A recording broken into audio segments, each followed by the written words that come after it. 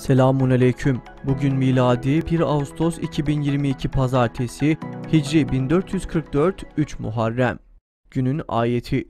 Ah keşke bizim bir kere daha dünyaya dönüşümüz mümkün olsaydı da iman edenlerden olabilseydik. Günün hadisi.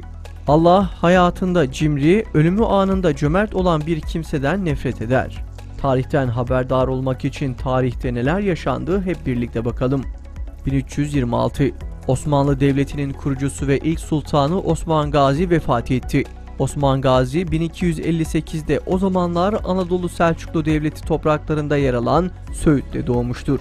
600 yıl boyunca dünyanın hakim güçlerinden biri olan imparatorluk onun ismine ithafen adlandırılmıştır.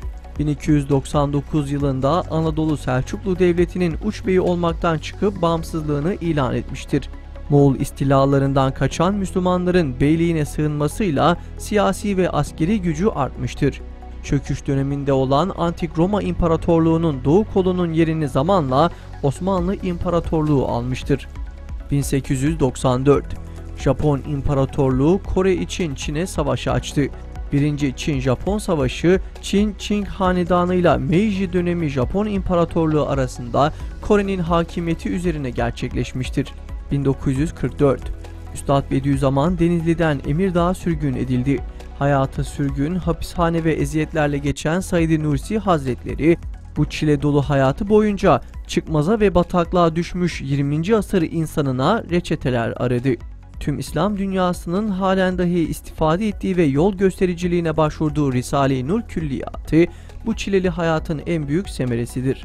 1950 Türkiye NATO'ya başvurdu.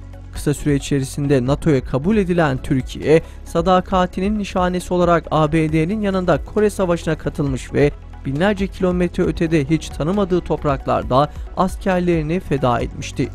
1974 ABD Temsilciler Meclisi'nde Türkiye'ye yapılan ABD yardımının kesilmesi yönünde karar alındı. Kıbrıs Harekatı'ndan sonra ABD'nin Türkiye'ye en büyük müttefik olarak verdiği hediye bu olmuştu. Ve Türkiye haklı olduğunu savunduğu davasına rağmen ABD'nin ambargoyu kaldırması için çok dil dökecekti. 1990 Irak kuvveti işgal etti ve uzun yıllar sürecek olan Körfez krizi başlamış oldu. 2008 Konya'nın Taşkent ilçesine bağlı Balcılar beldesinde özel bir vakfa ait 3 katlı bir Kur'an kursu tüp gaz sıkışması sonucu meydana gelen patlama sonucu tamamen çöktü. Olayda 18 kız öğrenci vefat etti, 23 kişi de yaralandı.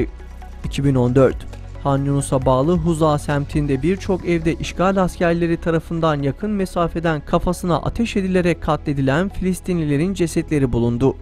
2014 İstanbul Sözleşmesi yürürlüğe girdi. İstanbul Sözleşmesi'nde toplumsal yapımızı adeta dinamitleyen, toplum yapımızla, dini inançlarımızla, örf ve adetlerimizle taban tabana zıt uygulamalar içeren maddeler olmasına rağmen maalesef Türkiye sözleşmeyi imzaya açan ilk ülke olmuş, hiçbir itiraz ve şerh konulmadan da sözleşme imzalanmıştır. 2016 Suriye ordusuna ait bir helikopterin Halep'in Ensari semtinde yerleşim alanına düzenlediği saldırıda en az 10 kişi hayatını kaybetti, 30 kişi de yaralandı. 2019 Hollanda'da peçe ve burka yasağı yürürlüğe girdi. Yasağa uymayanlara 150 euro para cezası verilmesi kararlaştırıldı. Sözde uygar Avrupa'da alınan bu karar tepkilere neden oldu.